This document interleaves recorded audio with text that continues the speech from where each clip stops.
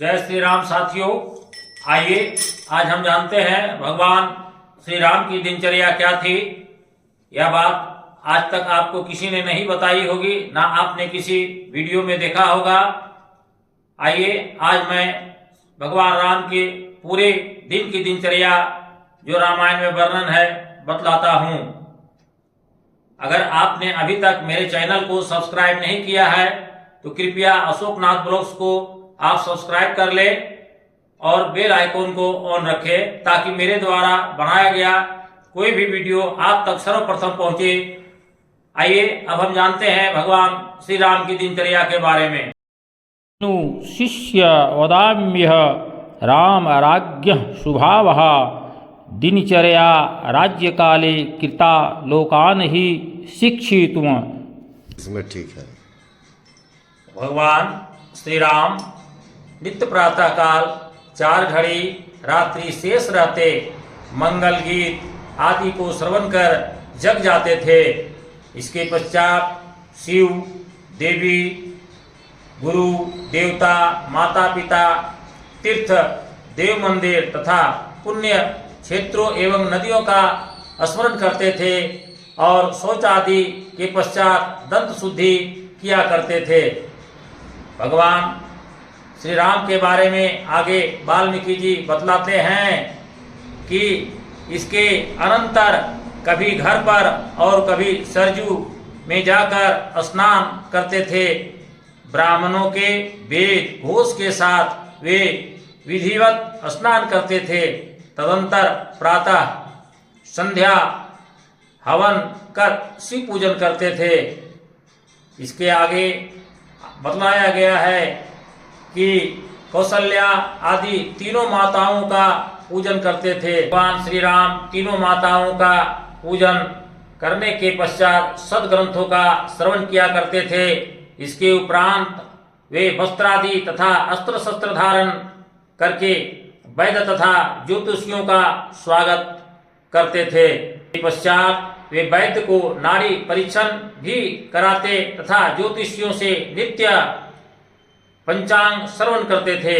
पंचांग श्रवण के अनंतर भगवान श्री राम जी अपने राज्य के उद्यान में अपनी प्रजा के लोगों से, मित्रों से तथा आगंतुकों से भेंट किया करते थे। उद्यान से निकलकर भगवान श्री राम अपनी सेना का निरीक्षण प्रतिदिन किया करते थे और फिर राज्यसभा में जाकर राज्य कार्यों पर विचार किया करते थे। इसके आगे वाल्मीकि जी बतलाते हैं कि मध्याह्न कृत्यों के लिए श्री राम जी पुनः महल में पधारते थे। मध्याह्न में स्नान करके पितरों का तर्पण, देवताओं को नैवेद्य तथा काक बलि आदि देते थे। फिर अतिथियों को भोजन कराकर स्वयं भोजन किया करते थे।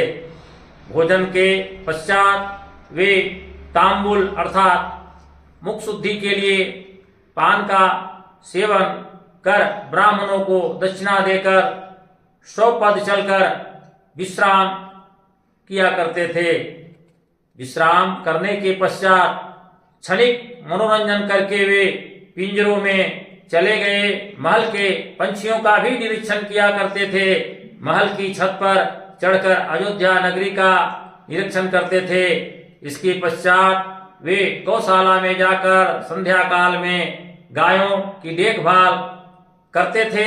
इसके पश्चात अपना गायों की देखभाल करने के पश्चात भगवान श्री राम अश्वशाला, गजशाला, उष्टशाला तथा अस्त्रशाला आदि का स्वयं निरीक्षण किया करते थे।